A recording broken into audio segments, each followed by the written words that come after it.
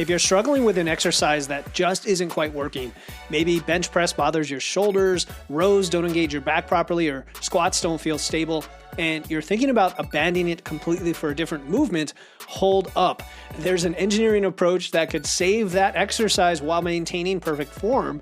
And today I'm revealing how engineers use tolerance analysis to make precise adjustments to complex systems, and how you can apply this same method to modify exercises without compromising proper technique. Get ready to learn a systematic approach to exercise modification that will unlock better gains for movements that you thought you couldn't do.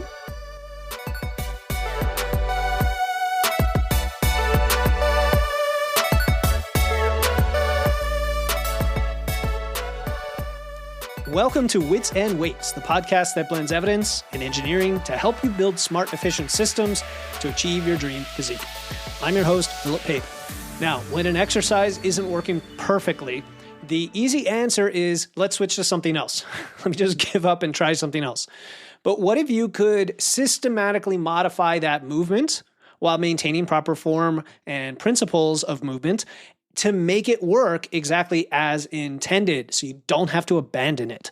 Today, we're exploring how engineers use tolerance analysis to make precise adjustments within acceptable ranges. Again, you don't have to be an engineer to understand this stuff. I really try to simplify it for you and show you how to use these frameworks to optimize exercise and exercise selection, even when it's not quite clicking for you right now.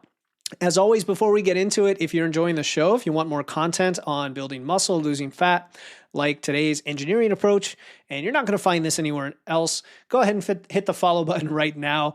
It will help more people find the show, but also ensure that you never miss an episode. All right, so what is the problem we're talking about today? It's something I see all the time with my clients, but I've experienced it myself, having come through shoulder recovery over the last year and wondering, can I even do this movement? And if so, do I need to modify it? Because we don't want to be in pain. We don't want to feel like we can't make progress. And so when an exercise isn't working perfectly, most people usually fall into one of three traps. They either keep forcing themselves to do it anyway, even though they're not getting results, and that could be dangerous if it's even causing pain, for example. Or they start randomly trying all sorts of modifications all at once. They change a whole bunch of variables, their grip, their stance, their angle, and they don't really have a plan for that. Or most commonly, they just give up and switch to a different exercise. So the real issue is not the fundamental movement pattern itself. We're going to assume that you are strength training for progressive overload, for progressive loading, and you have a decent understanding of how to lift weights, and you understand the value of proper form. Proper form principles like maintaining a vertical bar path when you're squatting, or engaging your back instead of your arms when you're rowing or doing a pull down. These are universal principles. They are not negotiable. The problem is finding the right variation within those principles that works for you and your body right now at this moment. Don't get frustrated or discouraged. This is where the approach I'm going to share today is going to come in to help you. It's called tolerance analysis.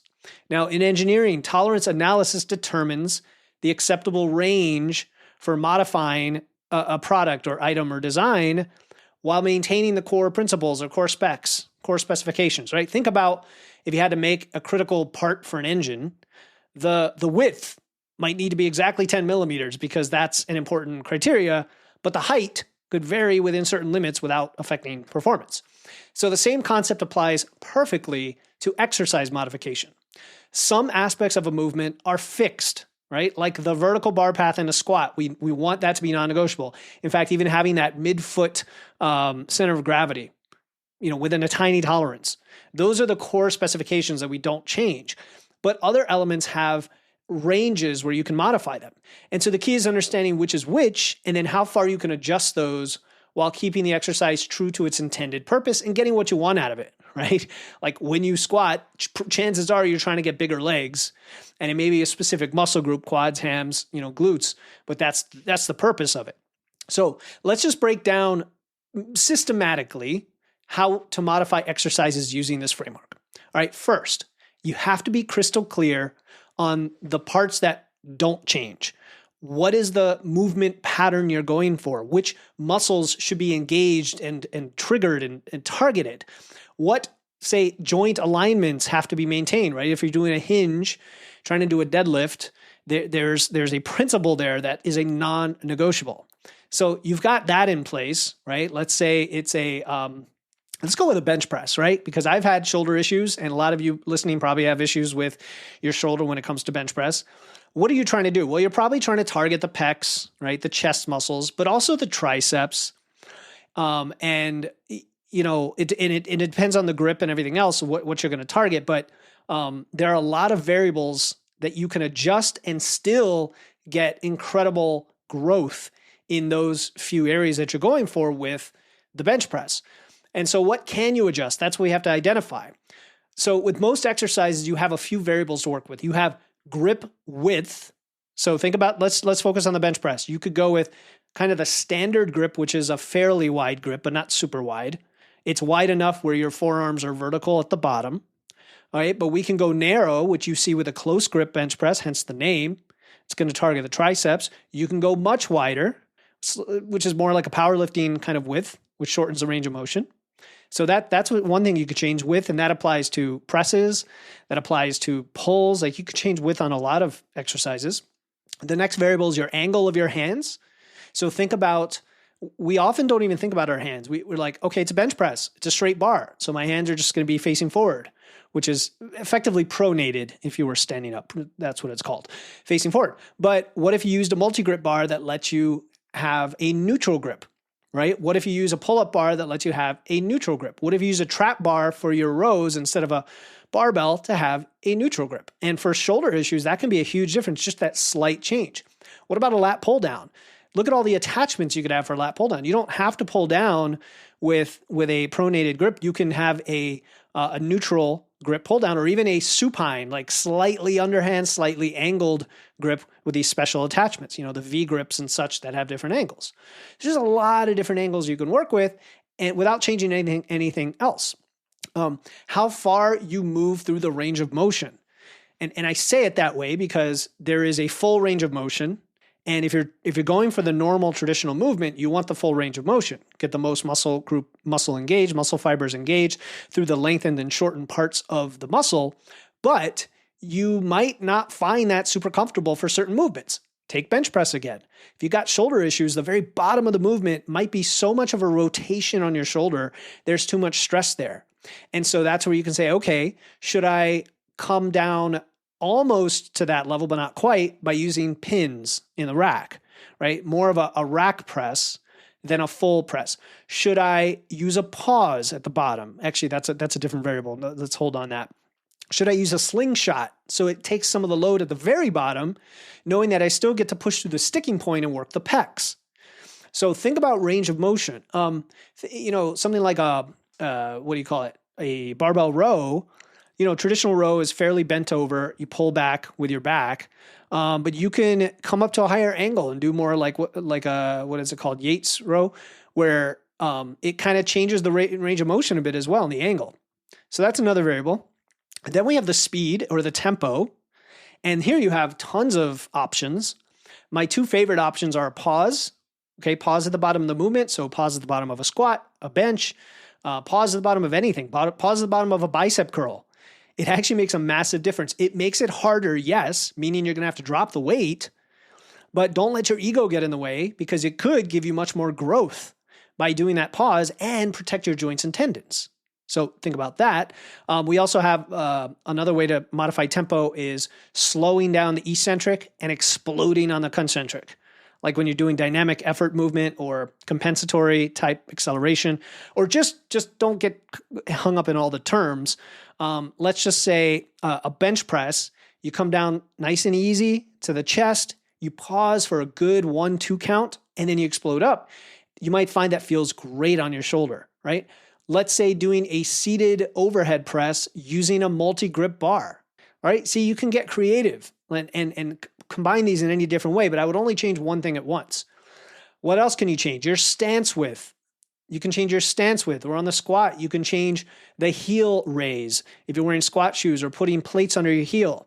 I was trying to help somebody with a front squat, and they were trying to front squat barefoot.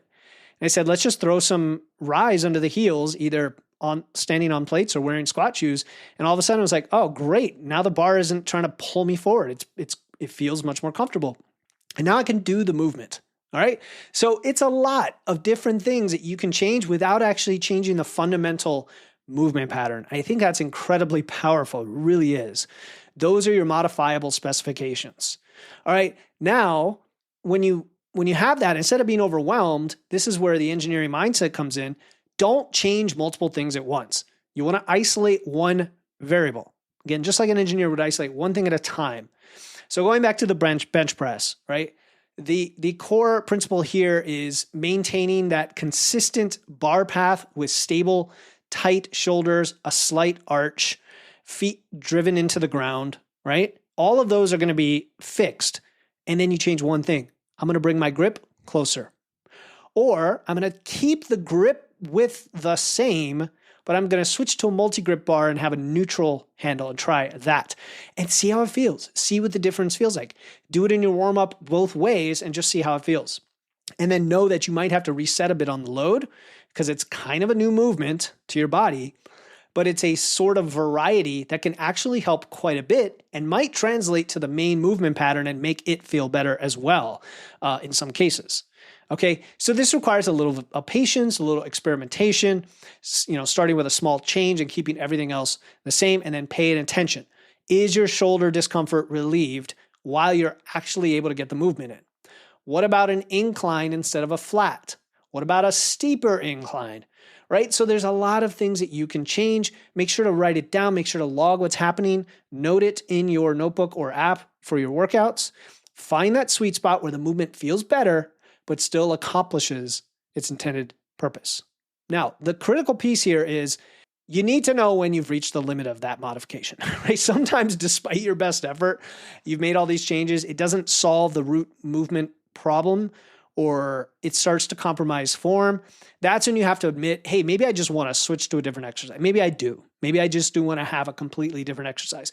And in the case of bench press, like going from a bench to a incline, that's technically a different exercise, right?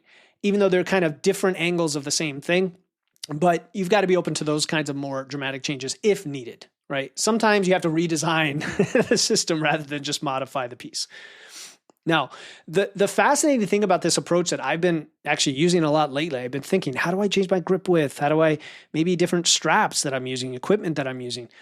It reveals that small, precise adjustments actually can make a huge difference.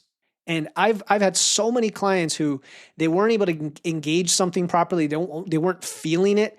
And all we did is we changed the hand angle, right? Or we adjust the shoes or even changed the cue. That's more of a form issue.